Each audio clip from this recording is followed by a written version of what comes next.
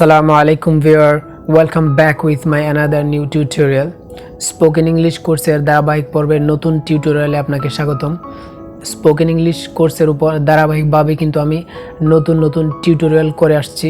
আজকের এই টিউটোরিয়ালের মাধ্যমে আমি এমন একটি টপিক নিয়ে আলোচনা করব যে টপিকটি জানার মাধ্যমে আপনি আপনার স্পোকেন ইংলিশের ডেইলি কনভারসেশনটা কিভাবে করবেন সেটা সম্পর্কে আপনি খুব ভালোভাবে আইডিয়া নিতে পারবেন। স্পোকেন ইংলিশে ভালো করার জন্য একটি গুরুত্বপূর্ণ ফর্মুলা হচ্ছে মেক ডেইলি কনভারসেশন। সো এই ডেইলি কনভারসেশনটা কিন্তু আমাদের মাঝে অনেকেই জানে না যে কিভাবে প্রপার ওয়েতে করতে হবে, সঠিক নিয়মে করতে হবে।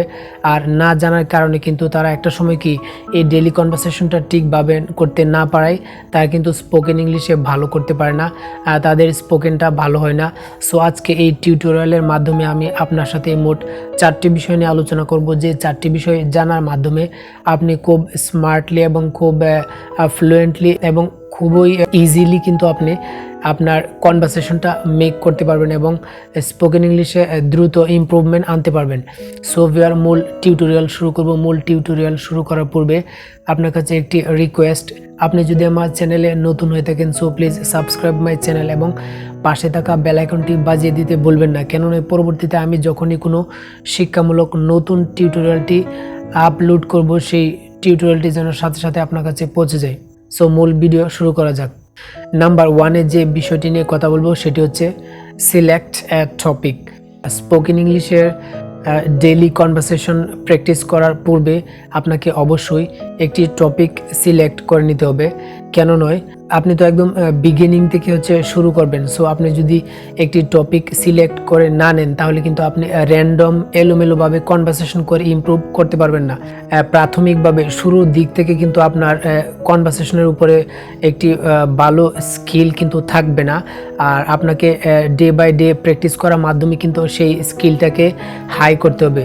খুবই ইজিভাবে খুবই সহজভাবে আপনার কনভারসেশনটা করতে পারেন এবং কনভারসেশনের মাঝে যেন আপনার বারবার থেমে যেতে না হয়, নার্ভাসনেস ফিল করতে না হয়, আপনার কনফিডেন্স লেভেলটা যেন ডাউন হয়ে না যায়, আপনার ভোকাবুলারি, ওয়ার্ড জেনারেশন, তারপরে সেন্টেন্স মেক করা, ওভারঅল বিষয়গুলো নিয়ে যেন আপনার কোনো জটিলতা ফেস করতে না হয়। সেজন্য কিন্তু আপনাকে একটা স্পেসিফিক টপিক সিলেক্ট করার মাধ্যমে আপনাকে কনভারসেশনটা করতে হবে।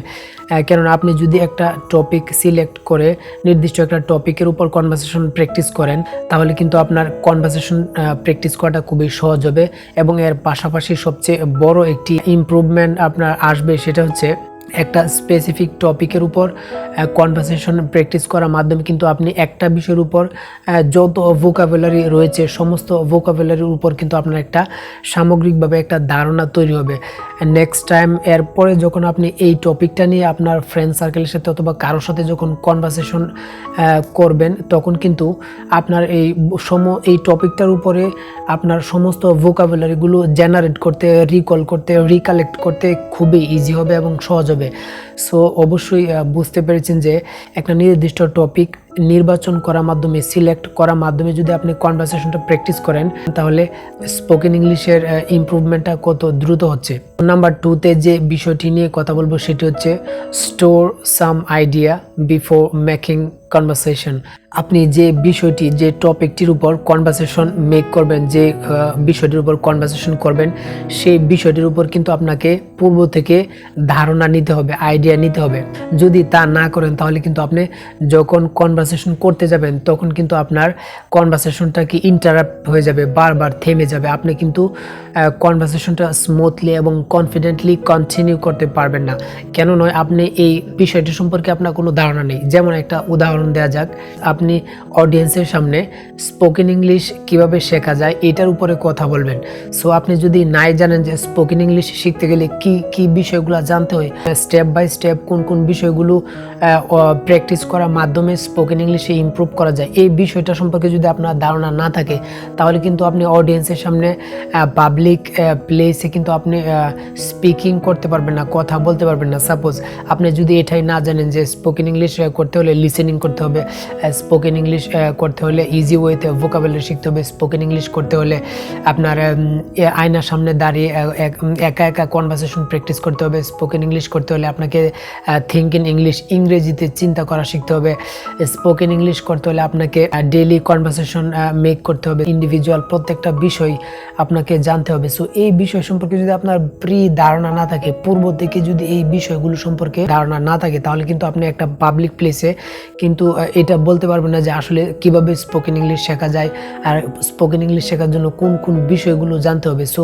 বুঝতে পেরেছেন যে যখন আপনি একটা কোনো কনভারসেশন প্র্যাকটিস করবেন, আপনার সেটা হতে পারে আপনার ফ্রেন্ডদের সাথে, হতে পারে সেটা আপনার অফিসের কোনো কলিগের সাথে for 2 minutes or 5 minutes, that can be anywhere with any person. আপনি যেই কনভারসেশনটা করবেন সেই কনভারসেশনটা করার পূর্বে সেই বিষয় সম্পর্কে আপনাকে কি করতে হবে, একটা ধারণা নিতে হবে, জানতে হবে এই বিষয়টা ডিটেলসটা কি, এটা কোথায় থেকে আসছে, কোথায় থেকে শুরু হয়েছে, কোথায় থেকে কোথায় শেষ হয়েছে, কিভাবে শুরু করতে হবে, কোথায় শুরু করতে হবে, কতদিন লাগবে। সো এই যে বিষয়গুলো রয়েছে, এইভাবে ডিটেলস এই বিষয়গুলো জেনে একটা ধারণা নিয়ে তারপরে কিন্তু আপনার কনভারসেশনটা করতে পারবেন।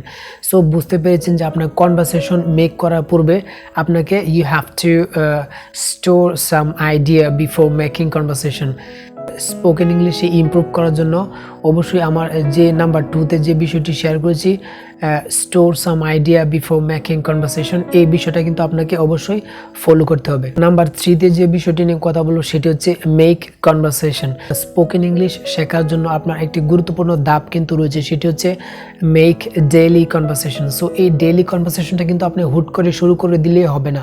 এই কনভারসেশনটা করার পূর্বেও কিন্তু আপনার কিছু কাজ রয়েছে, যেমন আপনাকে একটা স্পেসিফিক একটি টপিক কিন্তু আপনাকে সিলেক্ট করে নিতে হবে। নাম্বার 2তে কিন্তু আপনাকে সেই যে বিষয়টা নিয়ে আপনি কনভারসেশন করবেন সেই বিষয়টা সম্পর্কে আপনার একটা ধারণা থাকতে হবে, তা নাহলে কিন্তু আপনি কথা বলতে পারবেন না।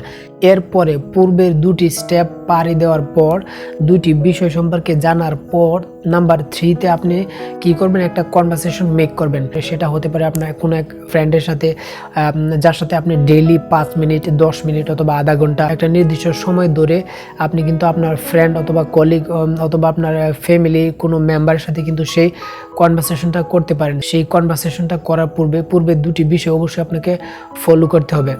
আর যদি আপনি পূর্বে 2টি বিষয় না জানেন, যে আপনি কোনো বিষয় স্পেসিফিক কোনো টপিক সিলেক্ট না করেন অথবা আপনার যে বিষয়টা সম্পর্কে কথা বলবেন সেটা সম্পর্কে আপনার কোনো ধারণা না থাকে, তাহলে কিন্তু আপনি কি করবেন, আপনি কনফিউজড হয়ে যাবেন এবং নার্ভাস ফিল করবেন যে এখন কি বলবো, এরপরে কোন বাক্যটা বলবো, এরকম একটা র্যান্ডম একটা মিস আন্ডারস্ট্যান্ডিং আপনার ব্রেইনে শুরু হয়ে যাবে। সো এইটা আপনাকে স্মুথলি কনভারসেশন কন্টিনিউ করতে কিন্তু ইন্টারাপ্ট করবে, বাধা দিবে। আপনার কনভারসেশন প্র্যাকটিস করার জন্য আপনার ধাপ করে প্রথম শুরু থেকে শুধু কনভারসেশন র্যান্ডম কোনো বিষয়ের উপর শুরু করে দিলে হবে না। পূর্বের শেয়ার করা 2টি স্টেপ প্র্যাকটিস করার মাধ্যমে যদি আপনি নাম্বার 3তে যদি কনভারসেশনটা করেন, তাহলে কিন্তু অবশ্যই আপনি কনভারসেশন খুবই স্মার্টলি, ইজিলি এবং খুবই ভালোভাবে সেই কনভারসেশনটা করতে পারবেন এবং আপনার স্পোকেন ইংলিশে ইমপ্রুভ আনতে পারবেন। যখন আপনি কনভারসেশন করবেন তখন অবশ্যই কিছু বিষয় আপনাকে খেয়াল রাখতে হবে, সেটা হচ্ছে আপনাকে আই কন্ট্রাক্টটা আপনাকে খেয়াল রাখতে হবে। আপনি যখন একটা মানুষের সাথে কথা বলবেন তখন তার চোখে তাকিয়ে কিন্তু আপনাকে কনভারসেশনটা করতে হবে। এতে কি হবে, আপনার যে নার্ভাসনেস, আপনার যে লজ্জা ভাবটা অথবা আপনার যে একটা মানুষের সাথে কথা বলতে একটা কনফিডেন্টের যে অভাব, সেই যেই আপনার নেগেটিভ যে বিষয়গুলো রয়েছে সেগুলো কিন্তু আপনার মাঝ থেকে রিমুভ হয়ে যাবে, চলে যাবে। তার মাধ্যমে আপনি খুব কনফিডেন্টলি আপনি নেক্সট টাইম আপনি যখন কারোর সাথে কনভারসেশন করবেন তখন কিন্তু আপনি খুবই কনফিডেন্টলি, আপনি খুবই ভালোভাবে সুন্দরভাবে আপনার কনভারসেশনটা করতে পারবেন। আর পাশাপাশি আরও 2টি জিনিস আপনাকে খেয়াল রাখতে হবে, যে কনভারসেশন করার সময় আপনার জেস্চার, পশ্চার, এই 2টি বিষয়ও কিন্তু আপনাকে খেয়াল রাখতে হবে। যেমন হচ্ছে আপনার শরীর নাড়ানোর ভঙ্গি, হাত নাড়ানোর ভঙ্গি, এগুলো কিন্তু আপনার কনভারসেশনকে অনেক সেন্টেন্স খুব সহজে বুঝতে সাহায্য করে। সো ভিউয়ার, বুঝতে পেরেছেন যে আপনার স্পোকেন ইংলিশে ইমপ্রুভের জন্য কনভারসেশনটা কিভাবে করতে হবে। সর্বশেষ নাম্বার 4-এ যে টপিকটি নিয়ে আলোচনা করব সেটি হচ্ছে WH কোয়েশ্চেন্স। যে ওয়ার্ডগুলো রয়েছে সেগুলো আপনাকে আপনার কনভারসেশনে বেশি ইউজ করতে হবে। আমরা যখন কোনো একজন নতুন ব্যক্তির সাথে প্রথম পরিচিত এবং প্রথম কথা বলে থাকি তখন কিন্তু hello, how are you, what's your name, so something like this you may ask several times this same question whenever you get to know a new person. At the first time we asked hello, how are you, so this is enough.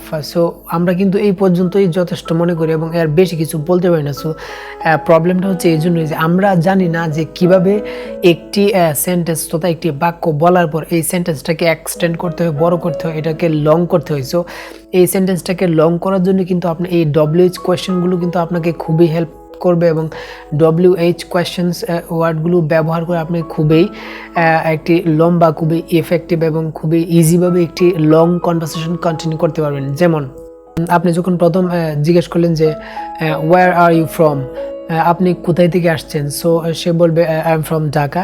So আপনি আবার repeat করতে পারবেন যে WH কোয়েশ্চেনটা use করার মাধ্যমে আপনি বলতে পারবেন যে ওয়্যার ইজ ঢাকা, ঢাকাটা কোথায়, যে ওয়্যার, WHERE, হোয়ার। আমরা উচ্চারণটা এভাবে করে থাকি হোয়ার, আসলে হোয়ার বলতে কোনো শব্দ নেই, আপনাকে অবশ্যই স্মার্টলি উচ্চারণটা করতে হবে। Where are you from, so I am from Dhaka, where is Dhaka, ঢাকাটা কোথায়।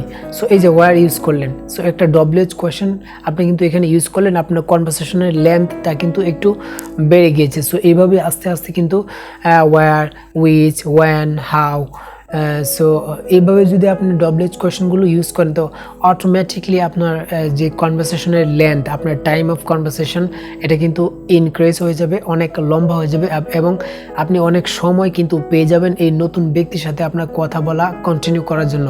আপনি যখন একটু লম্বা সময় পেয়ে যাবেন কনভারসেশন করার জন্য, তখন কিন্তু দুজন পার্সনের মাঝে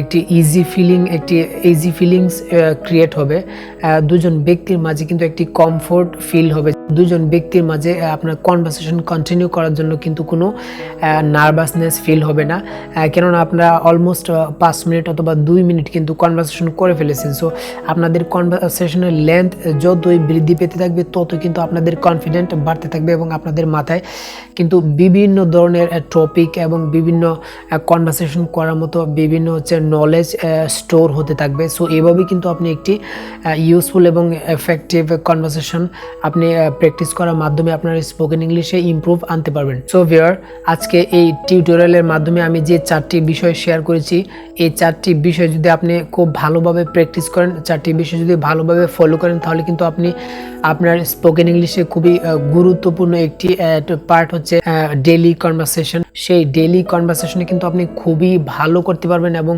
এই ডেইলি কনভারসেশনে আপনি যত ভালো করতে পারবেন আপনার স্পিকিং স্কিল তত হাই হবে এবং আপনি আপনার যে ড্রিম রয়েছে স্পিকিং করা, স্পোকেন ইংলিশে ফ্লুয়েন্ট, স্মার্টলি এবং খুবই আর্ট সহকারে কথা বলা, সেগুলো কিন্তু আপনি খুব সহজেই স্বল্প সময়ের ভিতরে অ্যাচিভ করতে পারবেন।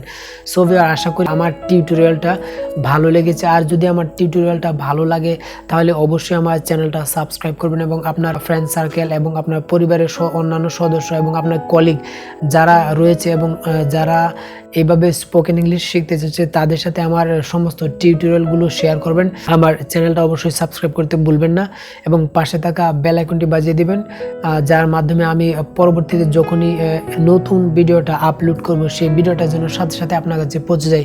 দেখা হবে আবার নতুন কোনো এক টিউটোরিয়াল নিয়ে, সে পর্যন্ত ভালো থাকুন।